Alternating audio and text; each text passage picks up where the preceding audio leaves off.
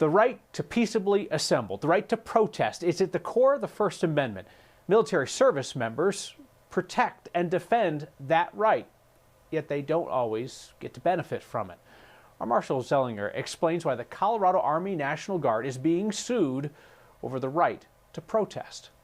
A third day of relatively calm and peaceful protests against police brutality. Saturday, May 30th, a daytime protest at the Capitol hours before the city's first 8 p.m. curfew. I walked a few blocks from my home in North Capitol Hill. Alan Kennedy, who you might remember as an elector for President Joe Biden, is also a captain and judge advocate with the Colorado National Guard, serving a couple weeks in the summer and 2 days a month. You lose your constitutional rights the other 28 days. And we are away and running on night 3. Denver's Independent Monitor would be critical of the actions of Denver police on this night and the days before and after. So was Kennedy when he wrote this column entitled, "Getting Tear Gassed While Protesting Gave Me Hope."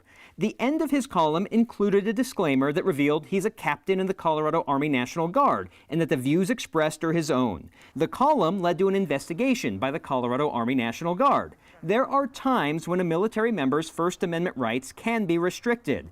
They are not allowed to participate in demonstrations off-post if they're on duty, in a foreign country, it constitutes a breach of law and order, violence is likely to result, or if they're in uniform. I protested in a purely personal capacity. I was in civilian clothes, wearing a face mask, not in uniform. I was not on orders and not on duty. The investigating officer determined Kennedy did not engage in political activities in violation of any Army regulations, but the commanding officer reprimanded Kennedy because violence was likely to occur. Trying to figure out if violence is likely to result is an impossible standard. I'm being targeted for participating in a Black Lives Matter protest. He appealed, and the Colorado Army National Guard Chief of Staff denied it, writing in part, "Any reasonable person should have concluded that violence was likely to result. What if you had been arrested? What if you had been seriously injured during the rioting, even through no fault of your own? What would be the public relations implications for the force if you had been accused of rioting?" Ironically,